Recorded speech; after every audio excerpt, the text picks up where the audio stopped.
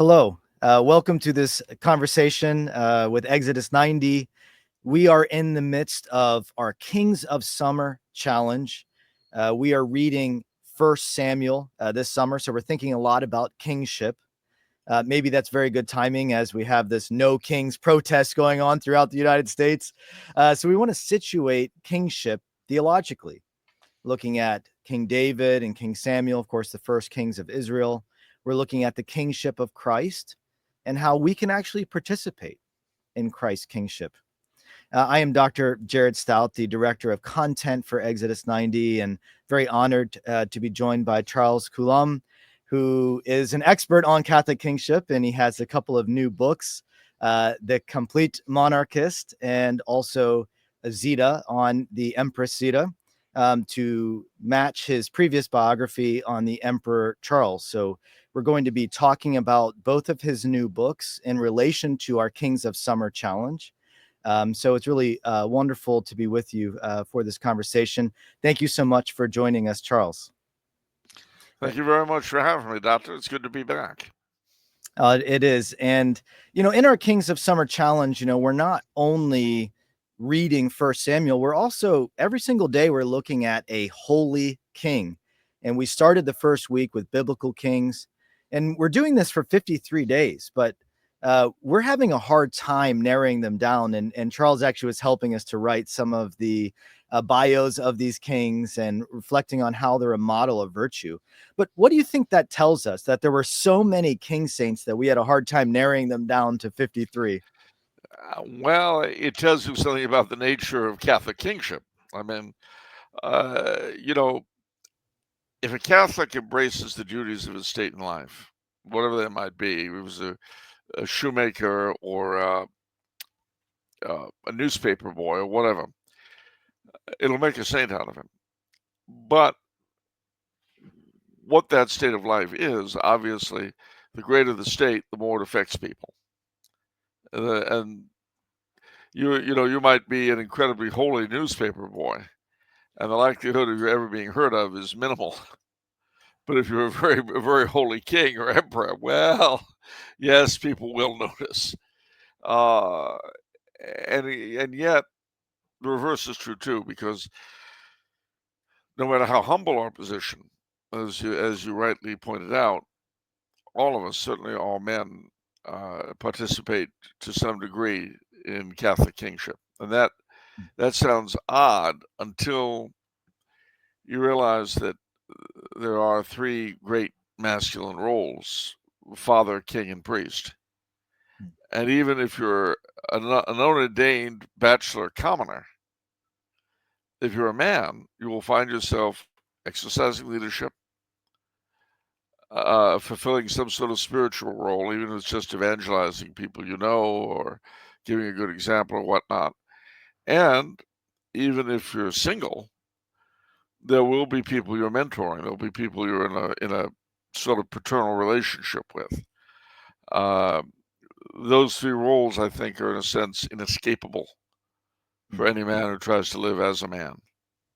And of course, if he actually is a priest, a king, or a father, that makes it all the more obvious. But and each of those three roles partake of each other. So a father is, in a sense, king of his household, or should be. He's a priest also, in a sense, in that he sets the religious tone of his home. There are all sorts of statistical findings now about how people tend to follow the religion of their fathers. Well, it's very true. And we think of religion as a very matriarchal thing. Actually, to the degree that it is, the boys tend to lose it. I mean, they may be willing to say the rosary with the mother because she's got them terrified if they don't, but their hearts won't be in it if the father isn't in it. And then, the priest, of course, is certainly exercises a kind of jurisdiction, especially in the confessional. And fatherhood, I shouldn't have to talk about with a priest. That should be obvious, hence the title. The king, and again, we're not used to this kind of leadership, which makes it so very strange for Americans in particular and modern people in general. But the king is, in a sense, the first layman of the realm and has all sorts of paraliturgical roles. In the Middle Ages, due to the coronation ceremony, one of which we just saw, an Anglicanized version, but still very recognizable if you know the Catholic roots of the ceremony. It is a priestly role, but it's also a fatherly role. The king has to be willing to die for his people and consider them his sons and daughters. And that was the traditional view of kingship. Of course, the further we've gotten away from that, the more modern monarchs have come to resemble presidents, which I wouldn't wish on anybody. And then we've got, of course, the kingly role that the king occupies, oddly enough. So if the temptations against holiness are certainly far greater when you're a monarch. But if you manage to overcome them, the virtue is all the greater. We don't get any kudos for temptations overcome that we've never had.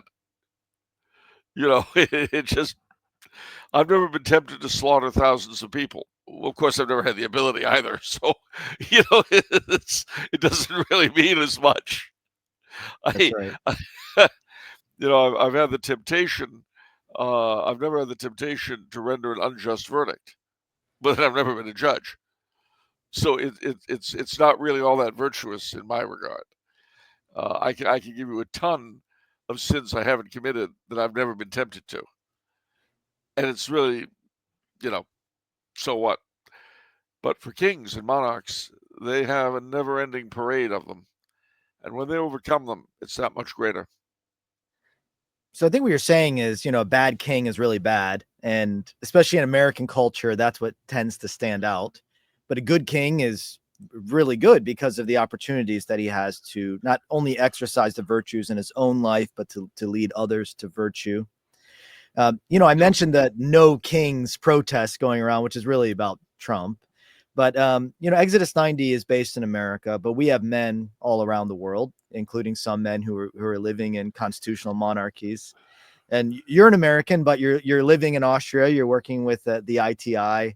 And because you have, written a number of books about kingship and kings, you're obviously very much known for that. How do you see, this interplay of, Americans thinking about kingship, but dealing with, of course, the whole baggage of, the Americans trying to throw off kingship? And really, I've seen this very often teaching church history. It's just part of the American kind of psyche that we've been maybe indoctrinated with, that kingship is bad. It's like inherently corrupt and tyrannical. But there's obviously a much broader Catholic tradition that a lot of Americans aren't even aware of. So how do you see those dynamics playing out of, Americans encountering a broader spectrum of views on kingship, or maybe even because you're overseas, people even looking at Americans and reacting to that narrow view that we have? Well, we're kind of renowned, A, for not knowing anything, certainly about foreign countries, and B, being powerful. It's a little bit like a baby with a shotgun.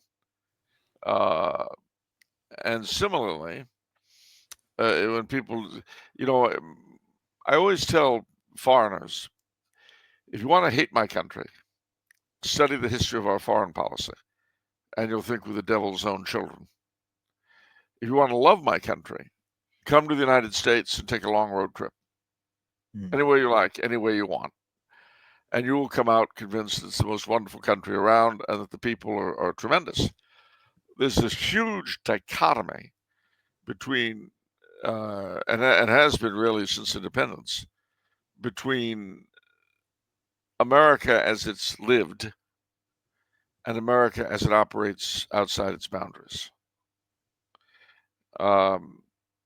There's an old saying, it's dangerous to be an enemy of the United States, but it's lethal to be an ally.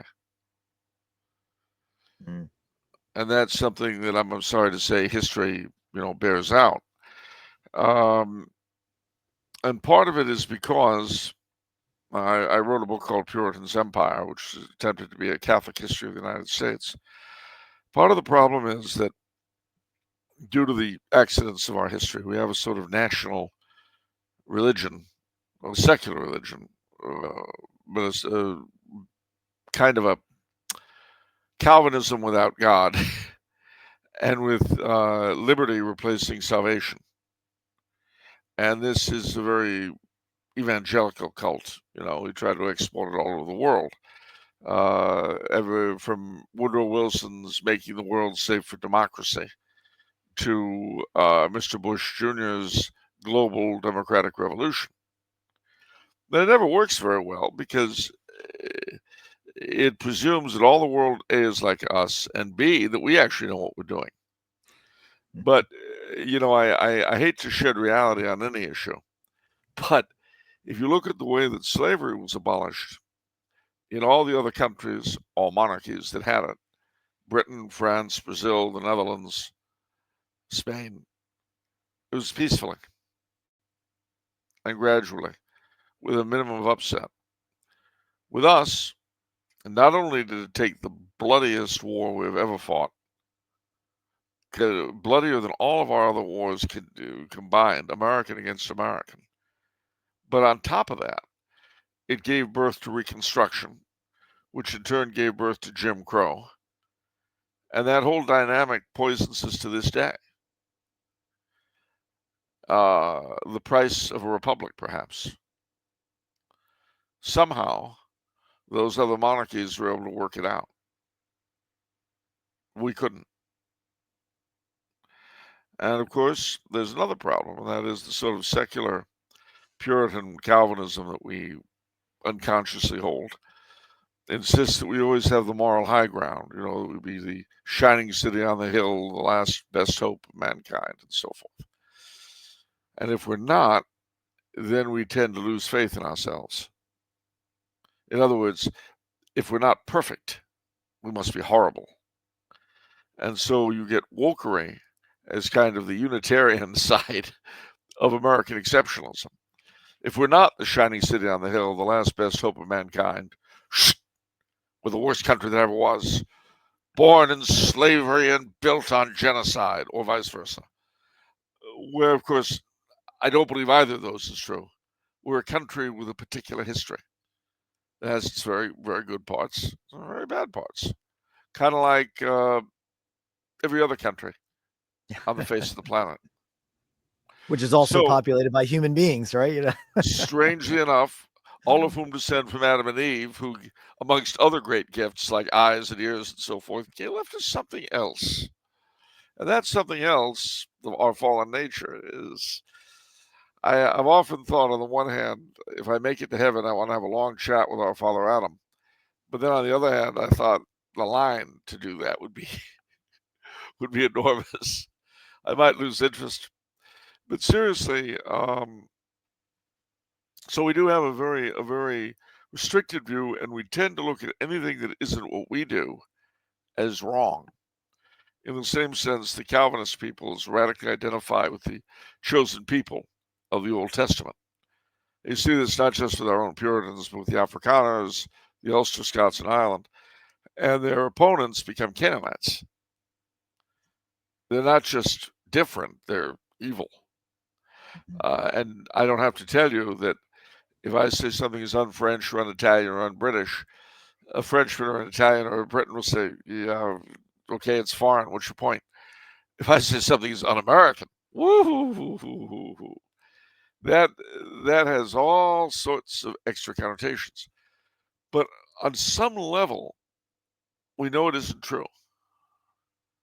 Why do I say that? Well, we'll constantly attack monarchy. But when real royals come to the States, we fall over them. And when I've seen this myself. I was almost trampled going to shake the hand of the King of Sweden at the Motion Picture Academy in LA in 1988. And these, you talk about liberals, but, oh, Your Majesty. Oh, yes. And I thought to myself, tomorrow they'll say, a bunch of garbage monarchs. Yeah, well, you see the real thing and suddenly you melt. And the British monarchs are so popular in the United States, where we watch everything that they do. And well, see, that's the thing. I like to say that on one level, the United States are the world's longest lived and by far most successful Oedipus complex. I mean, we have been hating on Daddy since 1775. But you'll notice that whenever we have a crisis, we raise up a faux daddy. Abraham Lincoln, Franklin Roosevelt. We've been very fortunate thus far in the daddies we've raised, in the sense, I mean, I don't like FDR, but he surely wasn't Hitler or Stalin. As for Lincoln, all I can say is that the second worst thing that happened to the South after being defeated was Lincoln being shot. Because he really, had he lived, there wouldn't have been a Reconstruction, and maybe with no Reconstruction, there wouldn't have been a Jim Crow. So who's to say? Well, this might be a good place to talk about the first of your two new books. So, if we have this interesting situation in America, it seems like maybe we're missing something. We're even maybe in denial about something. So what are you trying to tell us with the Complete Monarchist, what we're missing? Why should we pay attention to the importance of kingship again? Well, several reasons. One, in a sense, I've begun to touch on, we tend to create phony substitutes. And as I say, we've been lucky. Who knows how long that luck is going to hold up? And believe you me, and I deal with these things in the book, but St. Thomas Aquinas and Aristotle alike talked about the three good kinds of government and their evil shadows. So what made them different was that the good kinds of government, those in charge look to the common good, which is an idea that we've completely gotten rid of in our country. Whereas the three evil shadows think only of self-interest, which is what we've almost enshrined. And what are these three good governments? Well, monarchy, ruled by one man devoted to the common good, more or less. Aristocracy, a group of people dedicated to the common good, more or less. And lastly, what they called polity, which was ruled by a majority, not of everybody, but of what we would call stakeholders. Landowners, veterans, in other words, people who actually contributed something to the totality of society, a majority of them. Against those three were the three bad kinds of government. The tyranny or despotism, again, versus monarchy, oligarchy versus aristocracy, and what they call democracy, mob rule, against polity. And they said the very best kind of government would bring together king, aristocracy, and polity. And in the Middle Ages, they saw that in the king and the estates, the church, the nobility, and then either the commoners as a whole or commoners and city dwellers as separate entities. So they considered that the best kind of government. What they never talked about, but I think we have perfected it in our time, is a mixed government of the three bad kinds, bringing together despotism, oligarchy, and mob rule. And I think we saw a good illustration of that during COVID, when the truth about modern governance was brought forth, and for that matter, the modern church was brought forward. My joke back then was that when they had us put on our masks, they took theirs off. And what was revealed was that those in charge of the state today, and not some theory, not, oh, terrible kings, in the real world where we live, those in charge of the state may do anything they choose with their subjects. And they are not kings.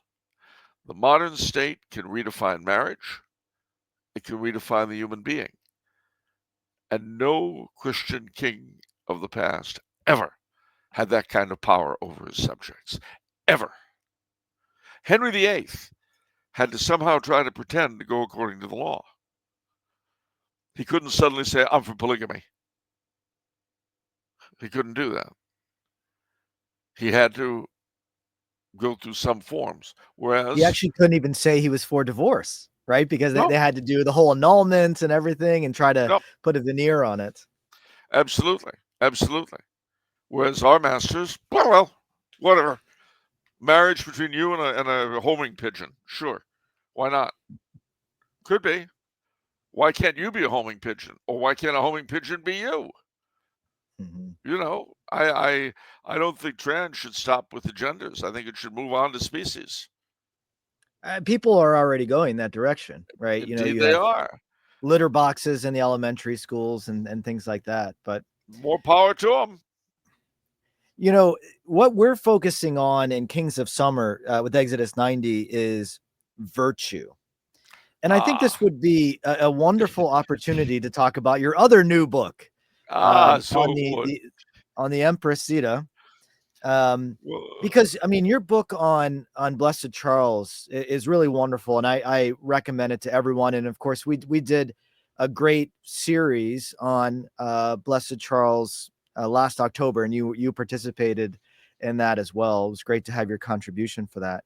But now, in a way, you have a sequel, and so I'm wondering if you could just tell us a little bit, because unfortunately, the emperor died so young.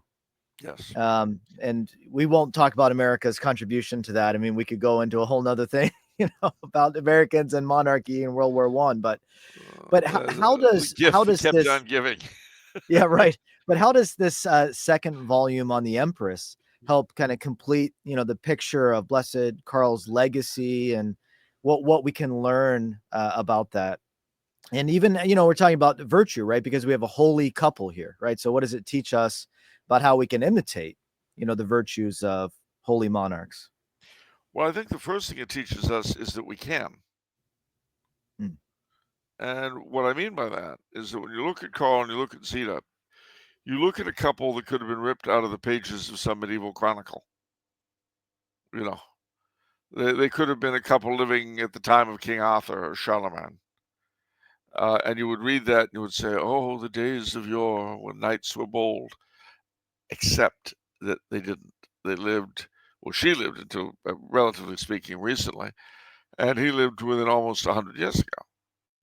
So the reason why I think one of the biggest reasons for their importance is, yes, they demonstrate what were traditionally considered the kingly virtues, but they do so in a modern context.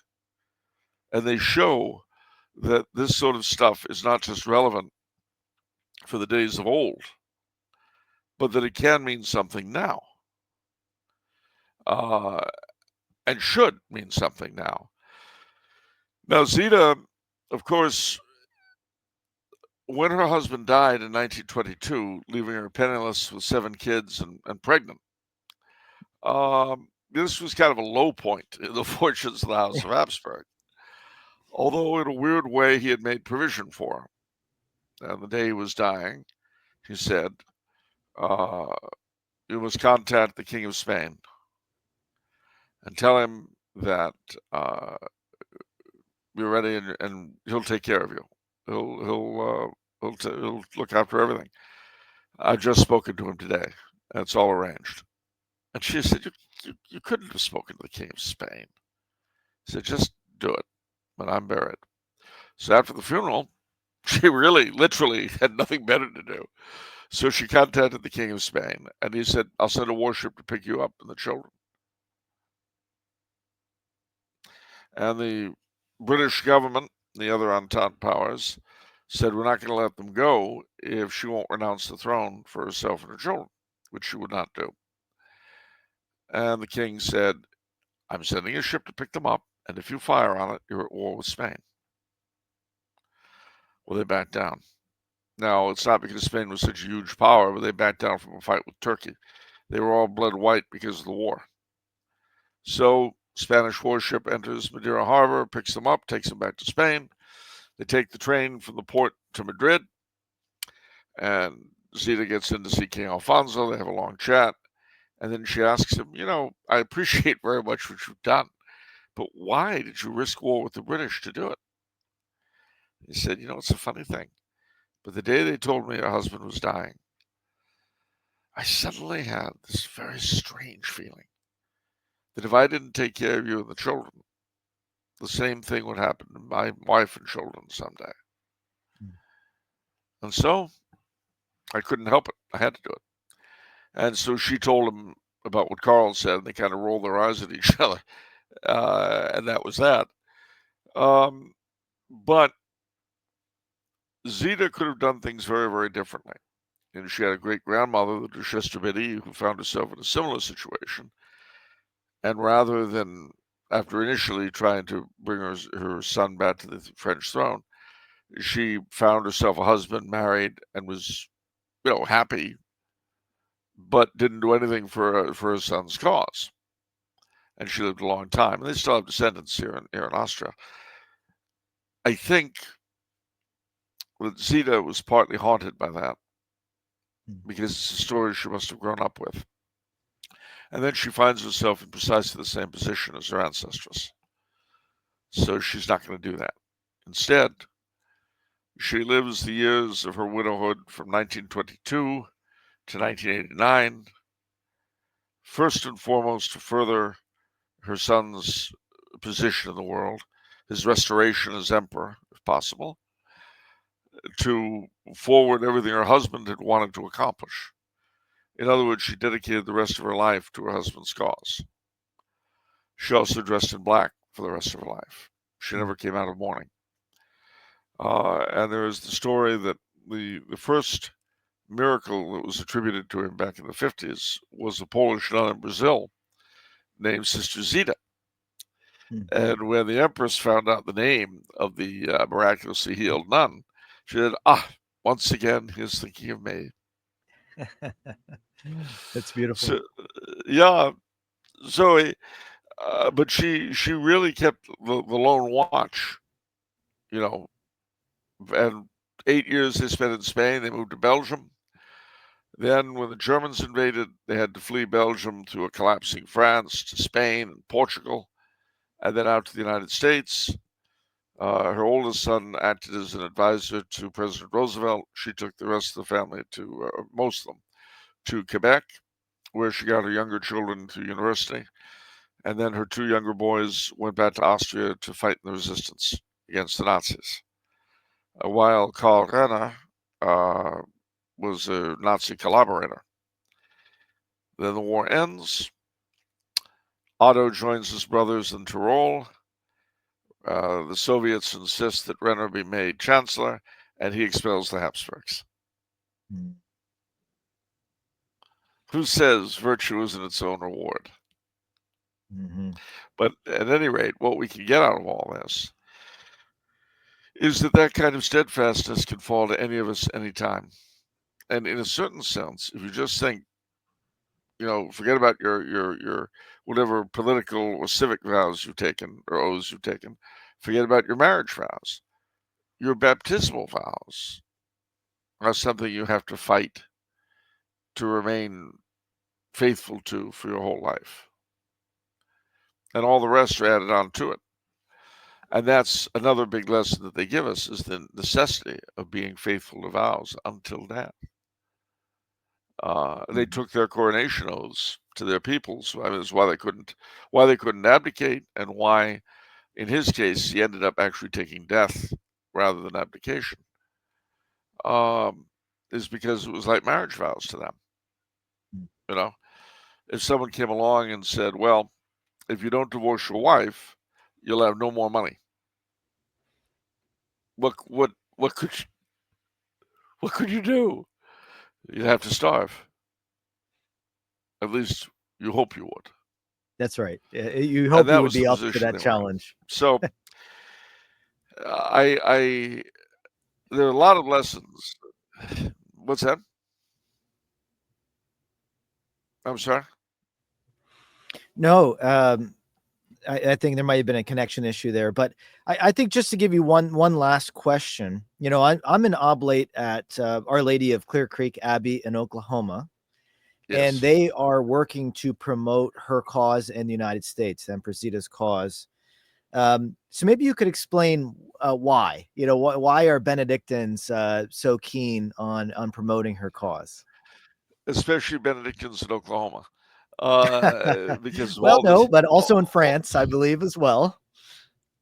It's true. It's true. I'm pulling your leg. I'd love to be able to say something like all the years Zita spent in Oklahoma, but it's not true. She did come to the United Uh, States, at least, so we do have that they connection. did come to the United States, and she did actually travel through the United States. She might have gone to Oklahoma for all I know, because she did a bit of touring on behalf of the care package people after World War II. So she might have. I don't know. Anyhow, no, the reason is very simple. She had a very close connection to the Benedictine order from the beginning. Her grandmother, after her grandfather died, became a Benedictine nun and the abbess of an abbey which was in France, but then was forced to Saint. Oh gosh, I can't think of it. Saint Benedict's sister, Scholastica. Saint. Yes, that's it. Saint Senior Moment. Saint, I think it was Saint Scholastica's Abbey near Solesmes, the Saint women's, Cecile's the Abbey, I premier believe. women's. Cecile's. Saint Yes, Cecile's Abbey. Yeah. Saint Cecile's Abbey. You're absolutely right. They had to move because of the anti-clerical laws from France in 1904 to England, the Isle of Wight. And she spent some of her early schooling at Saint Cecile in the Isle of Wight. And then she was always very. She said the divine office. Had gotten Benedictinized pretty early, and eventually she became an oblate of Solesmes. And so when her cause came up, there was a little bit of a worry. Neither the church nor the state in Austria were very keen on Karl's beatification, to say the least. Pope John Paul II, who was named after Blessed Karl, so he sort of created his own name saint, which doesn't happen often, trust me. He basically pushed it through, and he told both the church and the state in Austria, he's got his miracles, he's a blessed deal. And of course, there was a lot of, but too bad for the little ones. When it came Zita's time, it was decided that the Diocese of Le Mans, where Solesmes is, should take up the charge. But Solesmes is one of the big centers of her cause. Well, daughter Abby out there in Oklahoma, Clear Creek, took up the charge in the United States. And I had the experience of going to a conference out there on Empressita, and I was one of three presenters, the other two of whom were Habsburgs who had known her.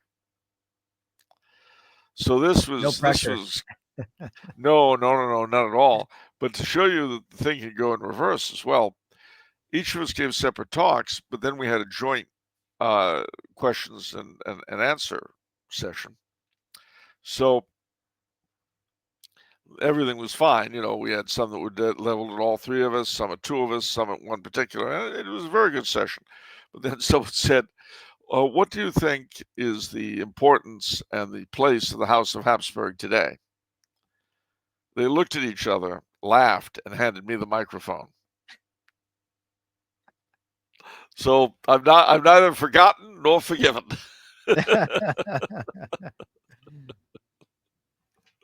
Well, I think a great place to end would be coming back to, really what we're doing this summer. Because at least in the United States, a lot of men, might be scratching their head, kingship, and it's been wonderful to talk to you, to get your perspective on kingship and to really open the door a little bit, because there's so much that we could talk about on the beautiful and powerful legacy of Catholic kingship, which we could say we really need today. For a lot of reasons, right? Because the Catholic laity at this point doesn't have a leader throughout the world. But at least as we have these men praying through 1 Samuel, and I would encourage men, we're going through Kings of Summer all the way through July. So we're still early in Kings of Summer. So please join us. Get on the app with us, exodus90.com, or you can go in the App Store and look for the Exodus 90 app. But these bios that we're giving of the saint kings every day have been really wonderful. really helping us to get into the virtues. So, Charles, I'll just give you kind of one last opportunity to make a plug for why we should be taking this time this summer to read through and pray through the example of these holy kings. Well, I think ultimately, if you can't understand earthly kingship, especially Catholic kingship, you can't really understand the kingship of Christ. You can't really understand his rights, his dominion. Because if you don't understand what kingship means, how can you understand what the kingship of Christ means? I might as well say the of Christ. And remember, to save your soul, you've got to be united to the of Christ. What's that? It's nothing. And in a real sense, the modern world set itself up against the kingship of Christ. And this is something successive popes have gone on about, and quite rightly. One of the ways it attacked him was by attacking him in those who tried to be his representatives. No president of the United States has ever pretended to be a representative of Christ the King. We don't know what that's like. We don't understand what it is like having a political leadership that try, however badly, just as with the popes. We've had some, I've written a history of the popes as well. I gave a lecture on that yesterday in Bratislava. And I can tell you that you have the same issue with the popes and the clergy that you do with kings and royals, which is you have men, and in the case of the royals, sometimes women, who are basically trying to do a supernatural job, ultimately. And they often fall short. But contrariwise, we have a system that pays no attention to the supernatural at all, where it doesn't even exist for all practical purposes, where it's strictly about the greatest good for the greatest number, and that greatest good being considered to be mere comfort. There's not even uplift. There isn't the idea that the president or the Constitution or the Republic or whatever should call us to be greater beings than we are. Rather, it just calls us to have as much as we can with what we've got. And that is, if there ever was a surefire recipe for hell, that's it. Being utterly content with where you are and who you are as a man, as a citizen, as anything else. I can't think of a quicker one-way ticket to hell than that. Well, thank you. I mean, that's a really powerful, I think, invitation to enter into this witness, because as you said earlier, none of us have that kind of responsibility, but in a way, No. we have it in our own sphere. We don't have it at that level, right? But as fathers, No, through our work, through our service in our parishes, we are meant to embody that. And there is even the same peril in failing, right? Maybe the consequences won't be as far reaching, but they will be in our own sphere. There will be. I mean, when I look at my nephews and nieces, I'm not married, I've never had kids, but I look at my nephews and nieces, I look at the kids who read my work, I look at the kids here at the ITI who bother to listen to me at all. And I feel very heavily the responsibility. And when you look into a kid's eyes, whether they be 5 or 15 or even 25, and you know they're expecting answers that will be good for them and useful, that's a very sacred trust. And you have to try to respond to that trust as well as you can, knowing that if you don't, you'll bear some responsibility for whatever the results are.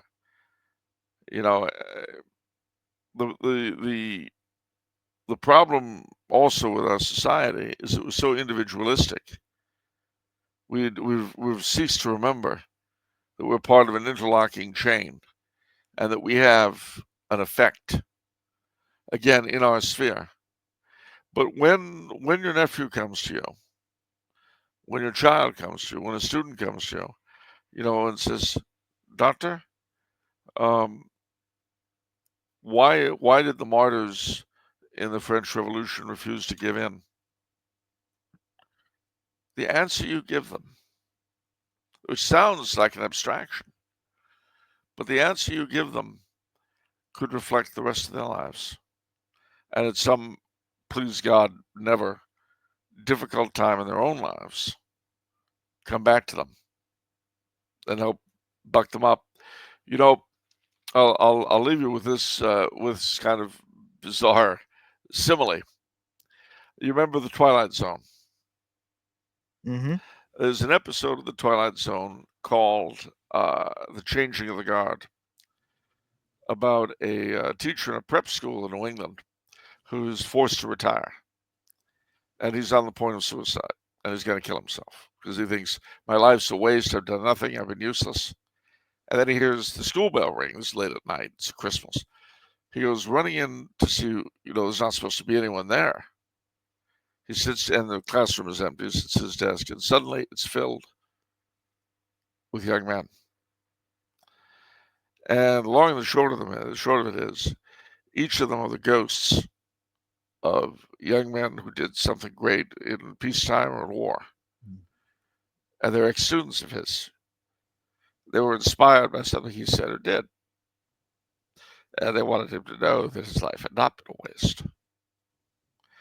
So he, it's a funny thing. I can never think of that episode without getting a little teary. But he goes back home and says to his housekeeper, my life hasn't been a waste. I may not have done anything great, but I've contributed to those who have.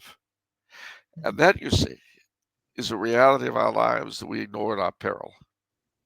Because one way or the other, all of us men are like that. Mm-hmm. We start out as students, as little boys. We become adolescents, then grown men. And we get lessons, good and bad, from our mentors, from our parents, from whomever, in totality. And then there's this middle section of our lives where we're busy acting on it. And then we're in the position of having to give it back. And then we're taken off the stage, as we're taken off the board. So it is with kings. And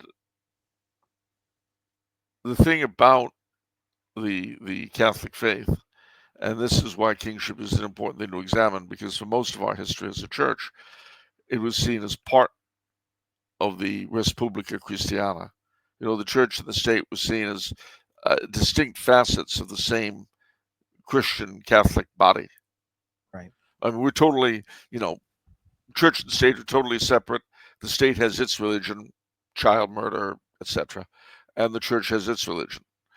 But that was not the way our ancestors thought things were supposed to be. And the fact that we find it normal and have settled for it doesn't speak well for us. Right. I put on my Twitter account, I said, no kings, more jerks. Well, what a place to end. And I encourage you all to look up Charles's many books. We've talked about some of them, but there are other wonderful ones, like on the Holy Grail, on rum, if I remember correctly.